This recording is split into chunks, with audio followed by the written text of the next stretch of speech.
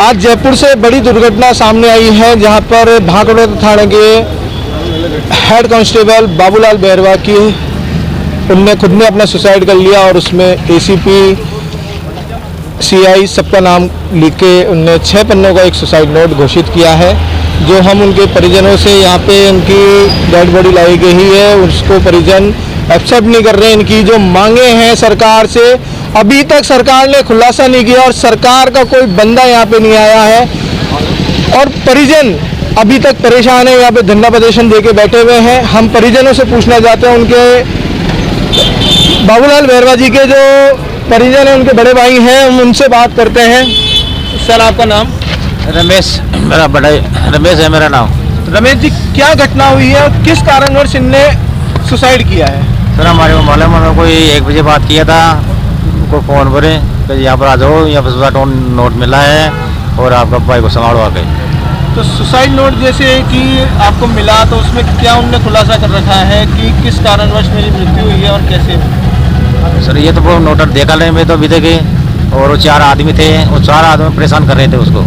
किस कारणवश, किस लिए परेशान कर रहे थे? क्या मतलब कर रहे थे, कभी तो जाति सूचक बता रहे थे, कभी कुछ के बता रहे थे, चारों की वजह से मेरा भाई बात खत्म हुआ है।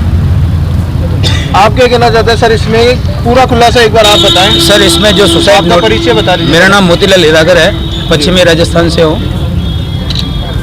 इनका पीड़ित परिवार का ये कहना है कि जो अपने सुसाइड नोट है, तो सुसाइड नोट में उन्होंने कहा है कि काफ़ी टाइम से उनको मानसिक प्रताड़ित किया गया था।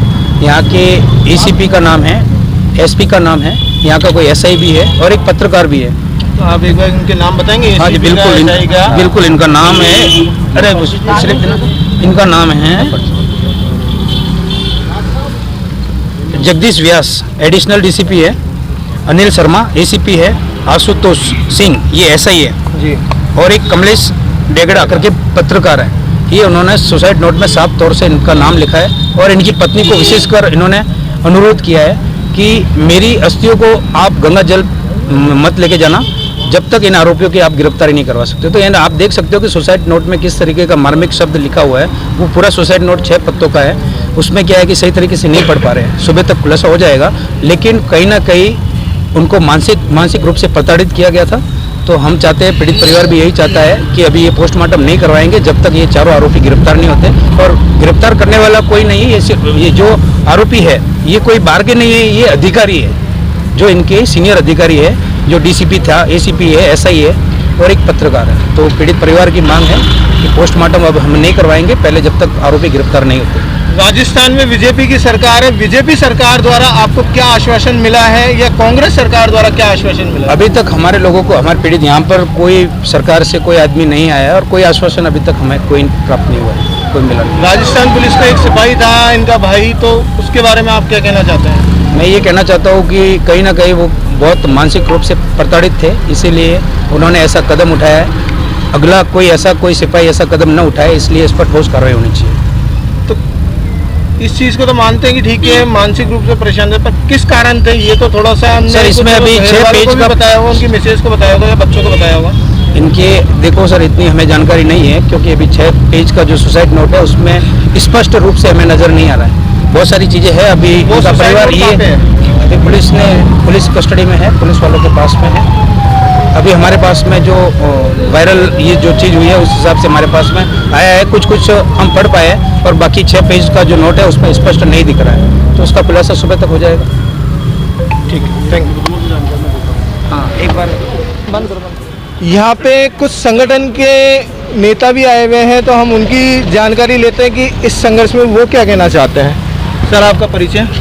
मैं गीगराज जोड़ले आज़ाद विद्रोही हूँ, संवैधानिक विचार मंच का संस्थापक हूँ।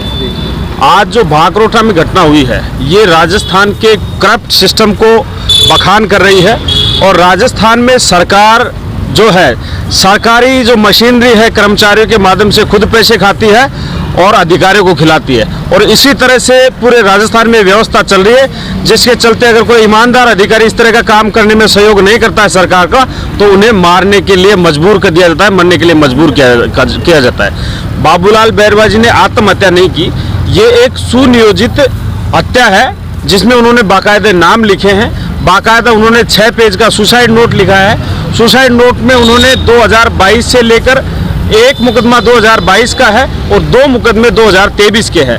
उन मुकदमों में उनके सीनियर अधिकारियों द्वारा उनको मजबूर किया गया कि आप इनमें FR लगाइए।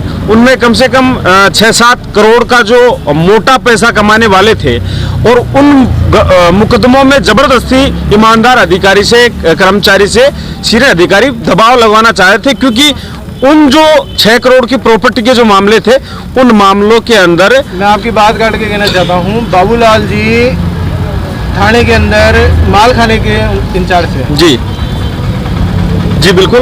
तो वहाँ से क्या आप बताना चाहते हैं? माल खाना के इंचार्ज थे वो, और उनके पास जो भी जब चीज़ें थी मुकदमे में पूर्व में, तो वो सारी चीज़ें थी। इसके बावजूद उनके ऊपर तो प्रेशर किया जा रहा था, क्योंकि वो जो पूर्व में जो उनके पास मुकदमे थे ज़मीनों के, उनके में उनसे FR लगवाना चाह रहे थे, वो FR उसमें लगा नहीं रहे थे। इसके चलते उन्हें पहले सस्पेंड भी किया गया और वो लंबे समय से परेशान थे। अपने घर पर ये पीड़ा उन्होंने बताई है। तो ये तो बहुत सुनियोजित तरीके से अब पुलिस का सिस्टम ऐसा है कि कोई जूनियर अधिकारी सीनियर के ऊपर आवाज़ नहीं उठा सकता। अगर आवाज़ उठाता है तो सीधा उसके ऊपर कलम चलती है और उन्हें बाबूलाल जी की तरह मरने के ऊपर मजबूर कर दिया जाता है। जी। तो आप लोगों को जब पता लगा तो आप लोगों का क्या है, इनके परिजनों के साथ में आपके संगठन पता ऐसा है, राजस्थान में तो जो भी शोषित कौमें हैं उनके तो रोज कोई ना कोई मरते रहते हैं। कोई दिन ऐसा नहीं जाता जो भाजपा सरकार में हो या कांग्रेस सरकार में जो इस तरह के दुखी लोगों को सुनते हो। आज ये 12 बजे सरकार के पास घटना पहुंच गई थी। सीनियर अधिकारी को तुरंत पता चल गया था कि बाबूलाल बैरवा ने सुसाइड की और 6 पेज का नोट लिखा है। उस नोट की भी सारी जानकारी पुलिस के पास है। आज पूरे राजस्थान में उस सुसाइड नोट के बारे में पता नहीं है, लेकिन सरकार को उस सुसाइड नोट के अंदर जो घटनाएं उनका पता है, लेकिन मजाल किसी के कानों जू रेंग जाए। ये शर्मिंदगी वाली बात है, शर्म करने वाली बात है सरकार के लिए कि सरकार ने बिल्कुल नकटापन कर रखा है। और ये लड़ाई हमारी प्रशासन के खिलाफ नहीं है। आज बाबूलाल बैरवा मरे हैं, कल कोई दूसरा कांस्टेबल मारा जाएगा, कोई एडिशनल SP मारा जाएगा, SP मारा जाएगा और DG मारा जाएगा। सरकार के इशारों पर मारे जाएंगे और नंबर छपकाएगा। इसलिए हमारी सरकार के खिलाफ लड़ाई है, प्रशासन से हमारी कोई लड़ाई नहीं है। सरकार जब तक इस मामले में संज्ञान नहीं लेती, परिवार को न्याय नहीं देती, तब तक हम सारे सामाजिक संगठनों के लोग बैठे हुए हैं और सुबह होते होते यहाँ पर संख्या बहुत बड़ी होने वाली है। सरकार को घुटनों के बल आना पड़ेगा। इसमें कौन कौन लोग शामिल हैं आपको सुनते? आशुतोष व्यास है इसके अंदर, कमलेश एक संपादक है, कमल टेगड़ा जो एक हमारा समाचार पत्र चलाते हैं, उनको शर्म आनी चाहिए। चौथा स्तंभ होता है, मीडिया आवाज उठाता है, शोषित पीड़ित उम्मीद रखते हैं मीडिया के माध्यम से, वो हमारा न्यूज़पेपर चला के विभिन्न कर्मचारियों को प्रेशराइज करते हैं और उनसे बंदी लेते हैं, इस तरह का काम करते हैं। उनका उन्होंने नाम लिखा है।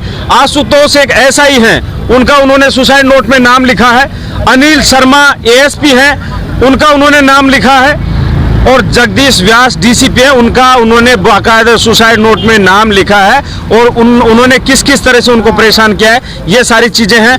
जो पहले उनको सस्पेंड किया गया था उसमें वो बहाल भी हो गए थे कोर्ट के द्वारा, लेकिन इन लोगों ने उनका पीछा नहीं छोड़ा, क्योंकि उनकी बात नहीं मानी, उनकी चमचागिरी इन्होंने नहीं की।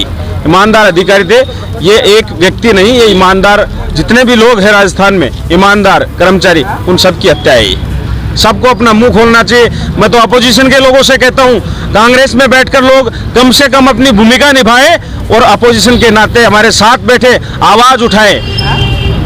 लेकिन अभी तक कोई हमारे नेता नहीं आ रहे, कोई बात सुनने को तैयार नहीं है। ये शर्म करने वाली बात है। लेकिन हम सामाजिक संगठनों के लोग हैं, हम किसी नेताओं के पीछे नहीं है। हम तब तक पीछे नहीं हटेंगे जब तक हमारे लोगों की आवाज नहीं सुनी जाती और उनको न्याय नहीं दिया जाता।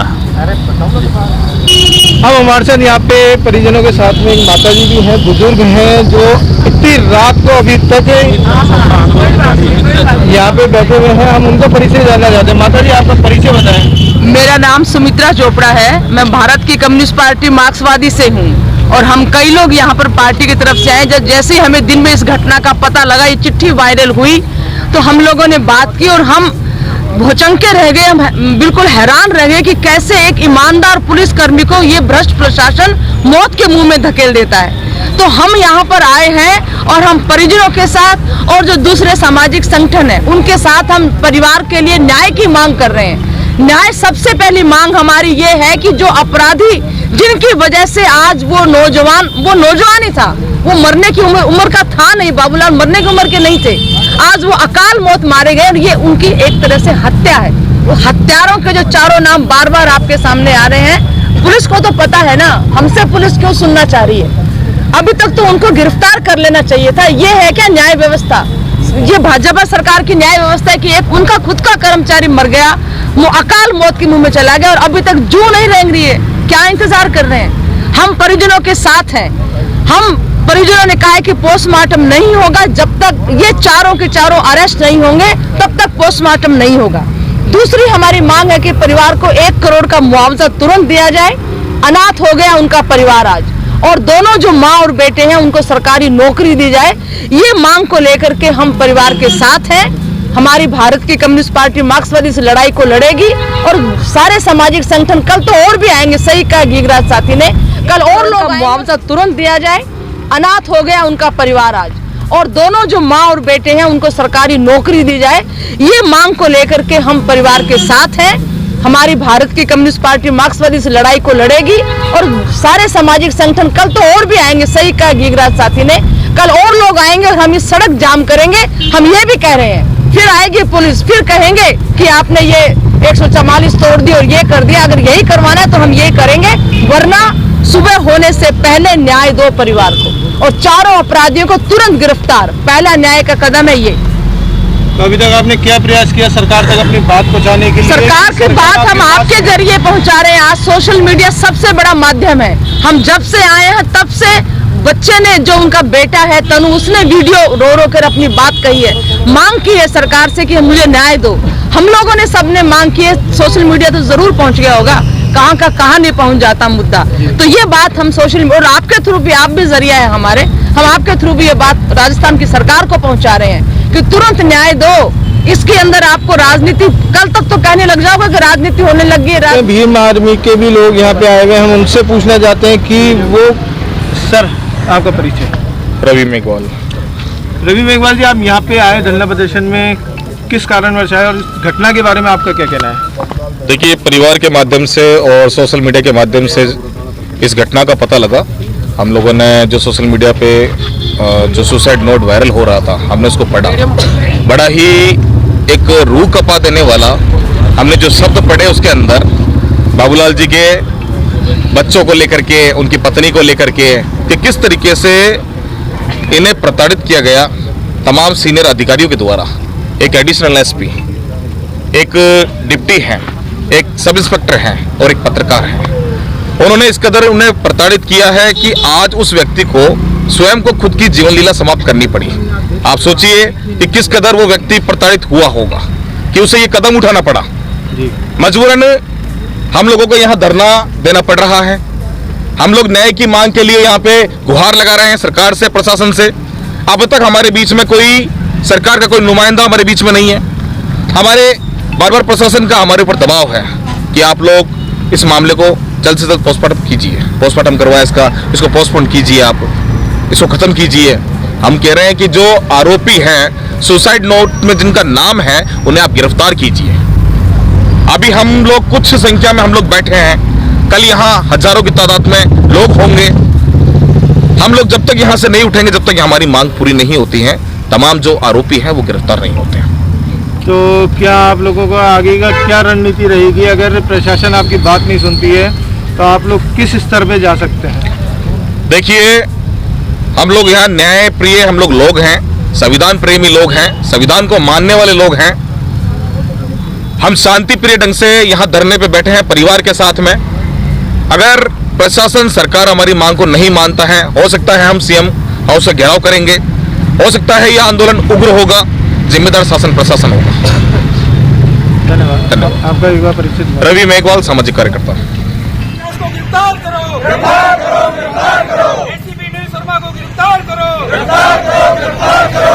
एसआई आशुतोष सिंह को गिरफ्तार करो, गिरफ्तार करो, गिरफ्तार करो। पत्रकार कमर हेगड़े को गिरफ्तार करो, गिरफ्तार करो, गिरफ्तार करो। जगदीश बिहार एडिशनल एसपी को गिरफ्तार करो, गिरफ्तार करो, गिरफ्तार करो। अनिल शर्मा सिद्धू को गिरफ्तार करो, गिरफ्तार करो, गिरफ्तार करो। एसआई आशुतोष सिंह को गिरफ्तार करो, गिरफ्तार करो, गिरफ्तार करो। हमारे हेगड़े को गिरफ्तार न्याय दो, बाबूलाल जी को न्याय दो, सरकार तेरी तानाशाही नहीं चलेगी, भाजपा सरकार तेरी तानाशाही नहीं चलेगी, बाबूलाल जी को न्याय दो, बाबूलाल जी को न्याय दो, सरकार तेरी तानाशाही नहीं चलेगी। इंकलाब जिंदाबाद,